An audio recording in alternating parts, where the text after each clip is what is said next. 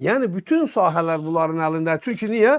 Əli Həsənov da ictimai siyasi şöbəyə rəhbər qoyanda bütün Azərbaycan mediasını Əli Həsənovun əlində cəmləşdirdi. Əli Həsənov da onu kimin əli ilə? Bugün həbsdə yatan Vüqar Səfərlinin əli ilə idarə edirdi. KİVDEF adına, yəni mətbuata dəstək fondu ki var da, bunlar mətbuatı bu yöndə, bu cür idarə edirdilər. Toplamışlar bir yerə və orada jurnalistlərə ev verirdilər. Jurnalistlərə istədikləri vaxtı mükafatlar verirdilər. İstədiklərini eləyirdilər. Və mən Vüqar Tofiq oğlu olaraq həmin dönəmdə də dəfələrlə prezidentə müraciət eləmişdim ki, cənab prezident, bu ev paylanırsa bizə niyə düşmür? Mən 20 ildən yuxarıda Azərbaycan mətbuatına rəhbər vəzifədə işləyirəm. Hürriyyət qəzetinin uzun illər təsisçisi və sonradan uzun illərdir ki, baş redaktoruyam. Necə ola bilər ki, Hürriyyət qəzetinə bir dənə də olsun ev düşməsin?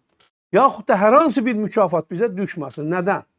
Hətta mən 2016-cı ildə, 2011-ci ildən mən bilən KİVDEF-ni yaratmışlar. 5-6 ilə yaxın bizə yardım vermirdilər. Mən indi bunları deyim ki, hər kəs bilsin, ev yardımlar necə alınırdı.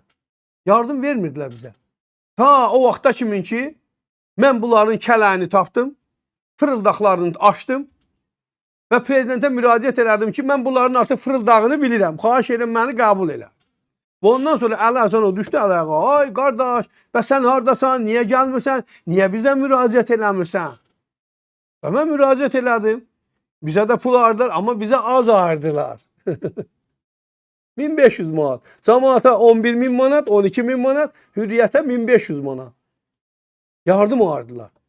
Və ondan sonra Vüqar Səfərlinin bu xoşuna gəlmirdi. Vüqar Səfərli bir ildən sonra bizim pulu yenə kəsdi. Çünki niyə? Mən pulun artırılması ilə bağlı mütəmadi bunlara təzyiq edirdim ki, qardaş artır, pulu artır. Niyə artırmırsan?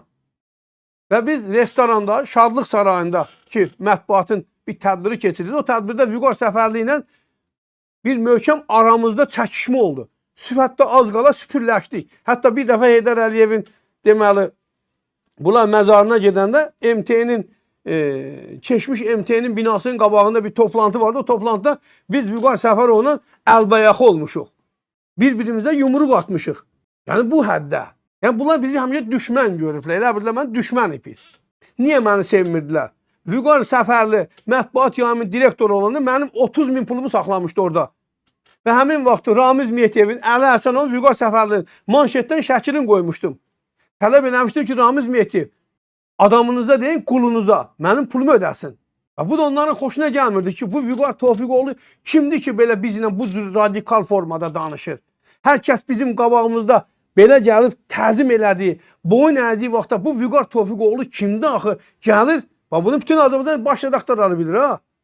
Mənim qabağımda dik-dik danışır. Vüqar Tofiqoğlu heç vaxt, heç kəsin qarşısında təzim eləməyib, sınmayıb. Sınmaz da. Nəyə görə? Pula görə. Onda mənim pulumu kəsdilər. Təzdən gəldim, yenə prezidentə müraciət elədim. Gördülər ki, vəziyyət qarışır. Çağırdılar bu dəfə mənim puluma gəldi 3500 manat. Yenə mübahisələr düşdü. Yenə də davalar getdi. Mən istəyirdim ki, bu pulu qaldıram 11.000-ə. Amma bunlar nə edirlər? Hər il bir dəfə yardım olaraq, bir dəfəlik yardım olaraq Azərbaycan mətbuatında təmsil olan bütün adamlarına, redaktorlarına, özlərinkinə 60.000 manat yardım verirdilər. Hürriyyətə isə bir qəpik vermirdilər. Ona görə də mən onları görəndə onları aşağılayırdım həmişə. O Vüqar Səfərov zat ki var ha. İndi gelib həbsxanadan deyir ki, mən Vüqara heç bir pisliyim keçməyibdi. Mən nə edim? Bunu Əli Həsənov göstəriş verirdi. Ayıb olsun sənə, ayıb. Və bunlar məni sevmirdilər. Ona görə ki, mən sözün haqqın düzün deyən idim. Amma şantaj eləməyə də məcbur idim. Şantaj eləməsəydim, onlar mənə pul vermirdilər. Çünki mən onların artıq bütün zibillerini öyrənmişdim ki, bunlar hansı yollarla pul verirlər. Hə, gəldi ev məsələsi çatanda ki, hər kəs növbəyə durub jurnalistlərə ev paylaşılacaqdı. Onda həmən günü Rüstəm Yusubov baş prokurorluqdan məni dəvət elədi ora. Allah onun da bəlasını versin. Getdim baş prokurorluğa, otdum Rüstəm Yusubov, boyda da bu boyda 1.50 boyu Respublikanı barmağına dolamışdı. Dedi ki, mənim vaxtım yoxdur, 15 dəqiqəlik səndən belə söhbət eləyəcəm, belə yekə ha. 15 dəqiqəsi əyləşdim. Bunun 15 dəqiqəsi oldu saat 1-dən saat 4-ün yarısına qədər. 4 saata yaxın söhbətimiz oldu. 4 saat. Baş prokurorun birinci müavini ilə. Axırda bilirsiniz mənə nə dedi? Dedi Vüqar müəllim, hələ mən bu günə qədər heç bir redaktorla 4 saat yox, 1 saat söhbət eləməmişim. Mən 15 dəqiqəli sizi qəbul eləmişdim. Siz 4 saatda otursunuz burada, məni buraya yığıbsan ta. Dedim Rüstəm müəllim, siz bilirsiniz bunu sizə niyə tapşırıblar? Onlar istəmirlər mən ev alam. Dedi bəli istəmirlər. Dedim amma bu günlərim son gündür. Xəbərdarlığı saxlayın. Sabah verin ki biz ev siyasına düşək. Rüstəm Yusubov dedi ki mən sənə kişi sözü verirəm. Bax çıxsın Rüstəm desin ki mən deməmişəm. Dedim amma kişi sözü verirsən ha. Dedi kişi sözü. Hətta mənə telefon nömrəsini də verdi ki bu da mənim telefon nömrəm yaz. Durdum. 4 saatdan sonra prokurorluğun pilləkənlərin yerində dostum Elxan Şükürlü mənə zəng elədi. O da həmişə çox ədəbli insandır. Dedi bəy hardasan? Dedim ki nə məsələdir? Dedi hardasan? Dedim baş prokurorluqdan çıxıram. Dedi bəs sən xəbərdarlıq veriblər. Halbuki Rüstəm Yusubov dedi ki mən xəbərdarlığı verməyəcəyəm, sabaha saxlayacağam və mətbuata açıqlamayacağam. Amma əlim deyəcəm ki verdim.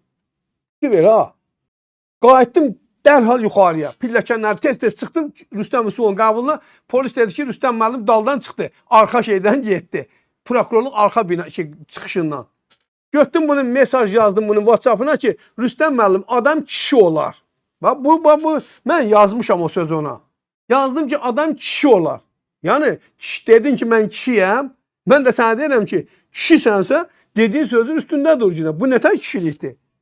Və bu cür metodlarla bizi o ev almaqdan da, yardımlardan da, mükafatlarda hər şeydən uzaq tutdular. Həmişə uzaq tutdular. Sonuncu dəfə Əli Həsənov zəng elədi ki, biz qəzet 3 dəfə çıxırdı bizdə. Daha doğrusu gündəlik çıxırdı. Zəng elədi ki, Vüqar sən qəzeti keçik günən həftədə bir dəfə et. Dedim, niyə? Xeyr ola. Dedi ki, belə məsləhətdir. Dedim, mən sən məsləhətinlə qəzet buraxıram. Əli müəllim, bu nə deməkdir? Və mübahisə düşdü həmən günü. Onda bunlar qərar vermişlər ki, həftədə bir dəfə qəzet çıxsın. Həftədə bir də gündəlik qəzetlər çıxsın. Yəni 3 dəfəlik qəzet çıxmasın. Bir dəfəliyə verirdilər 10.000 gündəliyə. Bir dəfəliyə isə həftədə bir dəfə isə 3.000. Mən dedim razı deyiləm. Həmən günü tədbir idi. Vüqar Səfərov elan eləməli idi KİVDF-nin ayırdığı pulu. Ki kimə nə qədər pul düşür. Əli Həsənovla mübahisə düşəndən sonra mən getdim toplantıya. Getdim, nəyəsə otduq belə zaldı. Təxminən bir 20-25'e yaxın, 30'a yaxın baş redaktör oturubdu orada. Orada Aqil Abbas da oradaydı. Yəni deyim bunu biləsiniz. İclas başlayanda dedilər ki, qalxın, hakim gəlir. Qalxdıq ayağa, kim gəlir? Baxın ki, Əli Həsənov gəlir. Əli Həsənov gəldi, otdu. Dedi ki, mən bilirəm bu gün burada dava düşə bilər. Ona görə özüm gəlmişəm. Kimi nəzərdə tuturdu? Məni nəzərdə tuturdu ki, mən demişdim ki, orada mən sözümü deyəcəyəm.